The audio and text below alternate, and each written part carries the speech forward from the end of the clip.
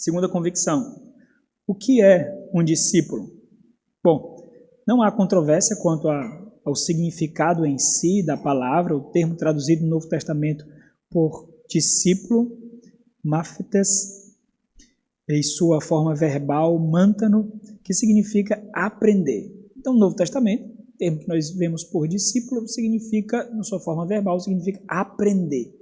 Então, se refere basicamente a um aluno ou um aprendiz. É muito importante entender isso, porque nessa relação de discipulado exige necessariamente que você esteja de guardas baixas e entenda aquele que o instrui. Você tem que ter uma disposição de humildade. Necessariamente. Significa abrir as portas do coração, baixar as guardas, para ser ensinado. Meus irmãos, eu não consigo descrever o quanto essa disposição do coração é necessária para o pastoreio. Eu não consigo. É algo tão vital, tão necessário, que não dá para descrever sem milhares de exemplos. Porque entenda, se você não entende essa relação do exercício de mestre e aluno, de discípulo e discipulador, se você não entende e não se porta como tal, você não será instruído. Não será. A sua disposição ao chegar no relacionamento, é esse mesmo relacionamento de pastor e ovelha. A sua disposição tem que ser assim, eu confio a minha vida a você. Confio. Pode me instruir. Eu sei que Deus lhe colocou na minha vida para me conduzir à maturidade. Me instrui. Me instrui. É isso. E se você faz parte de uma igreja saudável, você pode fazer isso sem medo. Sem medo você faz isso. Muito difícil isso, porque as igrejas, a maioria das nossas igrejas que nós temos ao nosso redor não são igrejas saudáveis, não são igrejas intencionais, não são igrejas comprometidas com a sua vida espiritual. Não são. Mas quando você está em uma, você tem o privilégio de ter tal disposição. É um privilégio baixar as guardas e descansar. E ser instruído. Pode chegar momentos que você vai dizer assim, olha, eu não quero fazer isso. Eu tenho que tomar essa decisão. Eu não quero fazer, eu não sei como fazer, estou morrendo de medo. Mas eu preciso de um pouquinho de paz. Então, por favor, me orienta como fazer, que eu faço do jeito que você me orientar. Você está entendendo, irmão? É isso. É isso. O relacionamento discipulado não são respostas feitas que são oferecidas. Muitas vezes o relacionamento discipulado ele é mais conduzido por perguntas do que respostas dadas, porque isso leva ao crescimento, ao amadurecimento. Mas pode chegar a um ponto tal em que esse cenário seja construído. E você terá tanta segurança nesse relacionamento em que, de alguma forma, aquela pessoa que caminha com você é um testemunho de Cristo tão evidente que você quer se parecer com ela para se parecer com Cristo, que você simplesmente confiará. Não tem queda de braço, não tem percepção de superioridades, não tem concorrência de conhecimento. É mestre e aluno, irmãos. Um aluno não pode querer ser mestre sem ter a envergadura para isso. Ele está corrompendo o trajeto. E um dia a conta chega. Sabe como é que a conta chega? Você nunca vai amadurecer. Nunca. Porque você corrompeu o trajeto. Você nunca vai crescer. Nunca. Você pode crescer para olhos que não são intencionais, cirúrgicos, pastorais, que não olham além da superfície. Aí você pode crescer. Mas para homens comprometidos com a igreja, dotados pelo Espírito Santo de Deus, para forjar aprendizes de Cristo, esse não engana não. Esses não enganam. Não enganam mesmo.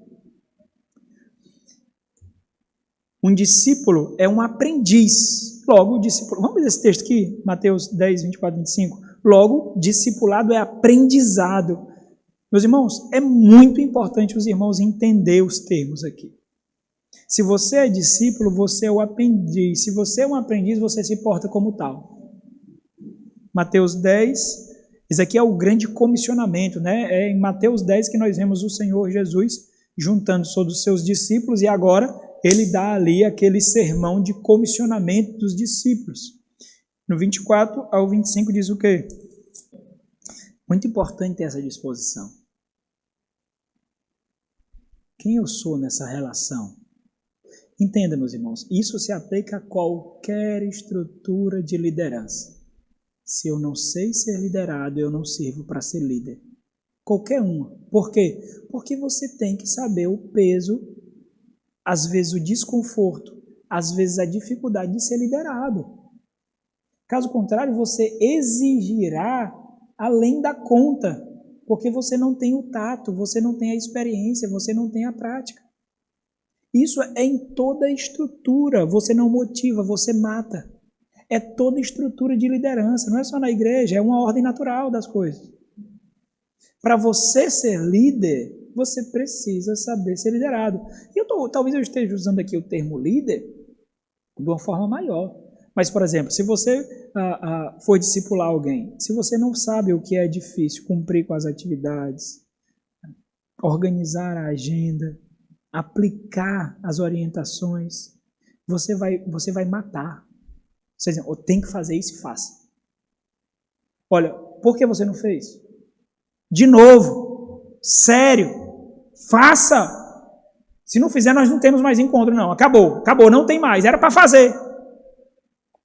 Mas quando você aplica a você, quando você percebe que você foi um discípulo relapso, tardio, fraco, desleixado, impaciente, e recebeu perseverança, aí Deus coloca alguém no seu colo.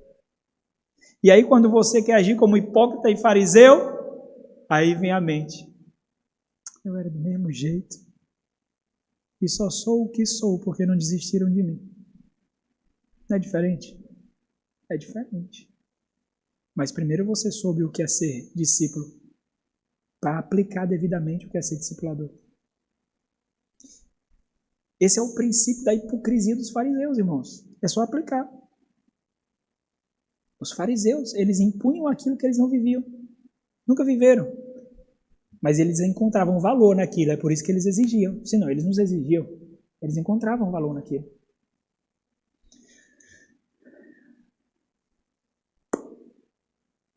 Diz assim o livro Projeto Videiro. Em parte, esse é o motivo pelo qual os aprendizes frequentemente acompanhavam seus professores. Eles não somente escutavam as palavras do professor, mas viam suas palavras em ação em sua vida e buscavam aprender esse modo de vida, estando com ele constantemente. Segui-lo e estar com ele era também um modo rotineiro de transmitir e ensinar, e transmitir e assimilar o ensino. Vemos isso nos evangelhos, com os aprendizes frequentemente fazendo perguntas a Jesus, apresentando-lhe dilemas e pedindo que ele esclareça e aprofunde seus ensinos públicos. Lembra como acontecia a igreja naquele tempo? Era nos lares, era nas florestas, eram nos campos. As casas eram pequenas igrejas. As pessoas adentravam no lar e viam o trato com os filhos, com o cônjuge. Era desse jeito, era o caminhar junto. Lembra de como Paulo tomava para si aprendizes de Cristo e os ensinava? Em síntese, o que é um discípulo? É um aprendiz de Cristo que avança. Não é terapia. Discipulado não é terapia. Quando você olha para o discipulado como algo para satisfazer as suas necessidades de crescimento, você está olhando o discipulado como terapia e com consumismo. Eu já mandei aqui dar fim em discipulados que estavam sendo observados dessa forma, como terapias. Trazia conforto, trazia paz de espírito, mas não impulsionava o discípulo a fazer discípulos. Pode parar. Pode parar. A pessoa não entendeu. Não entendeu. Então vamos investir em outros que frutificarão. Pastor, se ela entender, tem volta? Tem não. Não tem. Ela vai ter que aprender com esse erro, vai ter que aprender com esse vacilo e vai ter que fazer aquilo que ela não fez na vida de outros. Mas não. Passou, o bonde passou. O bonde passou. Né? Então, discipulado é esse aprendiz que cresce, que avança. É um relacionamento de imitação. Para você ser discipulador, o que é que você tem que ser? Imitável. Você tem que ser imitável. Você não precisa ser perfeito, você precisa ser imitável. Olha, eu olho como aquela irmã trata o marido dela, os filhos, sabe? E eu quero ser assim. Eu quero. Não vejo perfeição, não vejo ostentação, mas eu vejo uma discípula de Cristo que cresce. Eu quero ser assim. É isso. É ser imitável. Então, acaba com a hipocrisia, certo, irmão? Sou digno. Então, se não é digno, não pode nem ser cristão, meu irmão. Então, Paulo é o mais arrogante dos arrogantes. Sede meus imitadores. Para com essa hipocrisia, porque quando você é orgulhoso, arrogante e egocêntrico, não importa quantas vezes você fala que é humilde, porque você pode proferir uma palavra e o tom vai sair em outra. Não importa. Não importa, né? Então vamos parar com isso, vamos entender que a obra de discipulado é a obra de imitação. As pessoas nos imitam, para o bem ou para o mal. Então, o discípulo é alguém envolvido em um aprendizado, portanto, em uma constância transformadora. É um progresso. Observe que tudo aqui está mostrando para frente, né? Avanço, aprendizado, constância, transformador, progresso. Esse é o discípulo. É aquele que entende que, olha, o estágio que eu estou já está bom. Então, quanto mais eu aprendo, mais eu vejo que eu preciso aprender. Quanto mais eu me santifico, mais eu vejo que eu estou aquém do meu Salvador e mais eu tenho que me santificar. Quanto mais próximo à cruz eu chego, mais sujo eu vejo que eu estou. É isso.